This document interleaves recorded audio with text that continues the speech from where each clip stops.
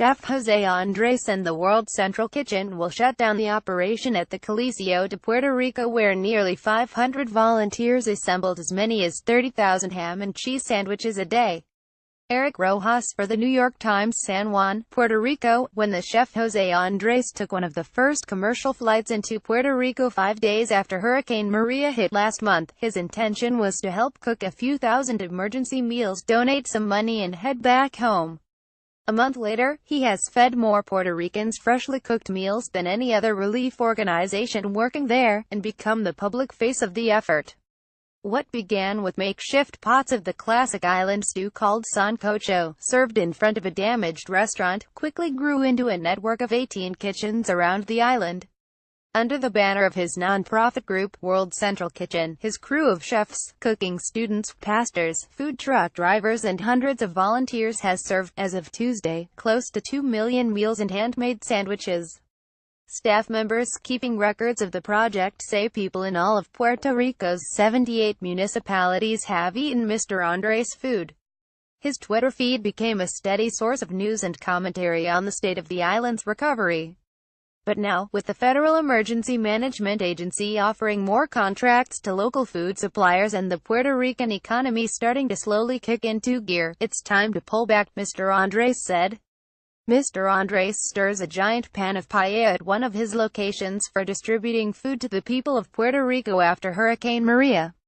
Eric Rojas for the New York Times. On Thursday, he will close down his main cooking operation in this city's Coliseo de Puerto Rico, where nearly 500 volunteers assembled as many as 30,000 ham and cheese sandwiches a day, and giant paella pans boiled with rice and sausage every morning.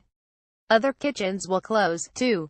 The operation will shift to a more strategic approach aimed at feeding the elderly, the sick and people in remote communities, including Ponce, Humacao, Naguabo and Vieques, an island 8 miles east of the main island that was hit particularly hard. In those places, local chefs and church members will cook rice dishes and other hot food with ingredients and supplies delivered by the network that World Central Kitchen has developed in the month it has been in Puerto Rico. We are going to concentrate on hot meals because there is plenty of cold food and sandwiches on the island now, Mr. Andrés said in an interview on Tuesday night. Children line up at a food truck distributing free food from the World Central Kitchen. Eric Rojas for the New York Times. At this point in Puerto Rico's recovery, cooking and distributing too much free food could swamp the emerging economy, he said. Even though 75% of the island is still without power and relies largely on bottled water, officials report that about 89% of grocery stores have reopened, and small restaurants and roadside stands are starting to sell food. An NGO has no right taking money away from business, said Mr. Andrés, 48, who immigrated to the United States from Spain. At its peak, Mr. Andrés' operation cost about $400,000 a day, including transportation and hotel costs for chefs and staff members he flew in from some of the 27 restaurants in his company, Think Food Group. He also paid to use some venues, and paid people like food truck owners who took meals into isolated neighborhoods that had received little or no other support.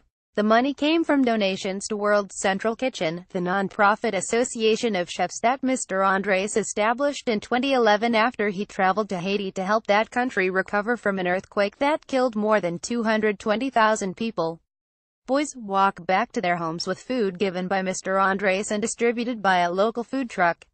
Eric Rojas for the New York Times. Popular chefs like Mario Batali, Eric Rippert and Guy Fieri and celebrities including Lin-Manuel Miranda and Anthony Bourdain began sending money early.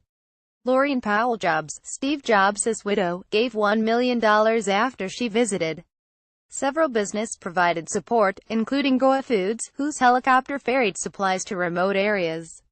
Last Saturday, World Central Kitchen signed a $10 million contract with FEMA to produce 120,000 meals a day for 2 weeks. Other pieces of Mr. Andrés' operation will likely feed people through Thanksgiving. And other organizations will continue to distribute millions of shelf-stable meals ready to eat and boxes of canned food, dried meat, beans and rice. The Red Cross said Tuesday that since the storm struck, it had distributed 1.4 million pounds of pantry items and 540,000 meals and snacks to 40 communities. Every day up until Wednesday, it was handing out 400 of Mr. Andres sandwiches and as much fruit. The Red Cross is working very closely with the entire response community, including government agencies, other non-profit groups, faith-based organizations, area businesses and others, said Elizabeth Penniman, Vice President for Communications. We are pleased that Chef Andres is playing such an important role there as well. FEMA said that at least 8 other organizations are providing emergency food aid in Puerto Rico, including World Vision International, the National Center for Missing and Exploited Children, the Puerto Rico State Guard and the Church of Scientology. FEMA has told me many times they feel they have this under control, Mr. Andres said. I am going to help keep them to that promise. We are all here covering each other's backs.